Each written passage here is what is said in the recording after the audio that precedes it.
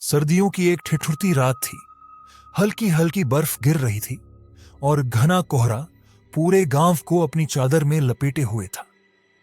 हिमाचल के एक दूरस्थ गांव चंद्रकोट में, जहां पुरानी मान्यताएं आज भी जीवित थीं, एक पुराना हवेली नुमा मकान खड़ा था। रावण हवेली।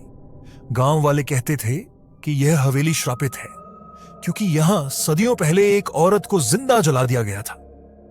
उसकी चीखें आज भी हवाओं में घुली मिलती हैं। समीरा एक पुरातत्वविद थी, जिसे पुराने स्थानों की खोजबीन का बहुत शौक था। जब उसने चंद्रकोट के इस रहस्यमयी घर के बारे में सुना, तो वह इसे देखने के लिए पहुंच गई।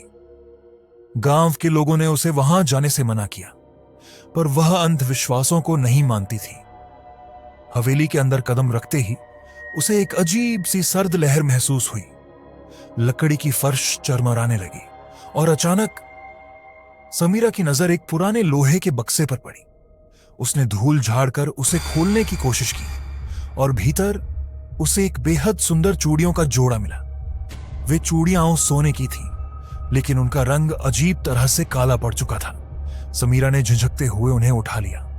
जैसे ही उसने चूड़ियां अपने हाथों में पहनी, हवेली के दरवाजे जोर से बंद हो गए। अचानक हवा में एक ठंडी फुसफुसाती आवाज गूंज उठी। तूने मेरे गहने छुए, अब तुझे मेरी ही तरह जलना होगा। समीरा का दिल जोर जोर से धड़कने लगा। उसने घबराकर चूड़ियां उतारने की कोशिश की, लेकिन वे उसकी कलाई में चिपक गईं, जैसे किसी अदृश्य शक्ति ने उन्हें जकड़ लिया हो। रात गहराने लगी थी। समीरा को महसूस हुआ कि वह अकेली नहीं है। हवा में अजीब सी सरसराहट थी, जैसे कोई उसके चारों ओर चल रहा हो। दीवारों पर परछाइयां उभरने लगी। एक औरत की छवि है, जिसके बाल बिखरे थे, आंखें जल रही थीं और उसकी कलाइयों पर वही चूड़ियां चमक रही थीं। वह भूतनी समीरा की ओर बढ़ने लगी। समीरा ने डर के मारे आंखें बंद कर लीं। तभी उसे गांव के एक बुजुर्ग की कही बात याद आई। वह पिशाचिनी अपने गहनों की रक्षा करती है। जिसने भी उन्हें चुराया, वह जिंदा नहीं बचा। अब समीरा के पास दो ही रास्ते थे, या तो चूड़ियों को उतारने का कोई उपाय खोजे, या इस श्राप का शिकार हो जाए। उसने सोचा, शायद इन चूड़ियों को वहीं लौटाने से वह बच सकती है। लेकिन तभी पिशाचिनी की परछाई समीरा के बेहद करीब आ गई और फुसफुसाई। अब तेरा अंत निश्चित है। समीरा चीख पड़ी। अचानक हवेली के अंदर जलती हुई मशालें अपने आप बुझ गईं। गहरी काली छाया ने उसे घेर लिया। अगली सुबह गांव वालों को हवेली के दरवाजे खुले मिले। अंदर सिर्फ जली हुई चूड़ियों की राख थी।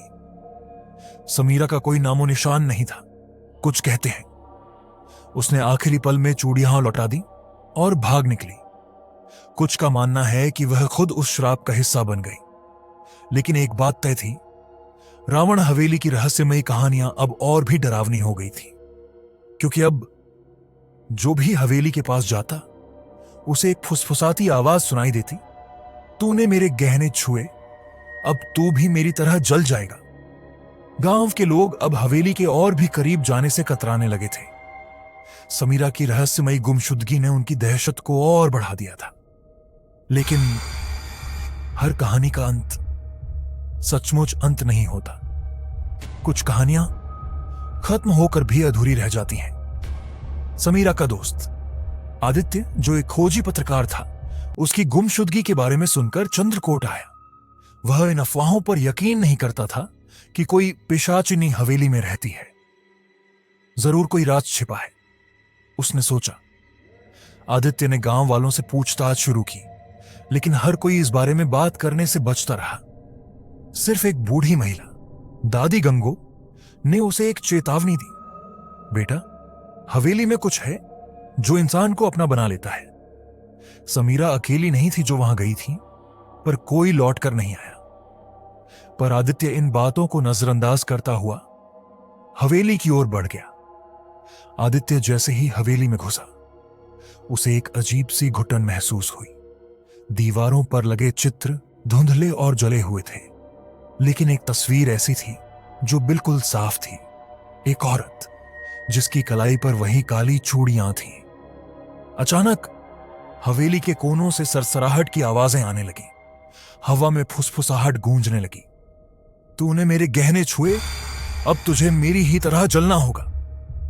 आदित्य का दिल तेजी से धड़कने लगा और तभी उसे समीरा की झलक दिखी। तस्वीर के ठीक पीछे एक धुंधली परछाई में समीरा खड़ी थी। उसकी आंखें काली हो चुकी थीं और उसके चेहरे पर एक भयावह मुस्कान थी। आदित्य, तुमने मुझे ढूंढ ही लिया। क्या आदित्य इस हवेली के रहस्य को सुलझा पाएगा या वह भी इस श्राप का शिकार बन जाएगा? क्योंकि रावण हवेली में जो भी गया वह कभी वापस नहीं आया।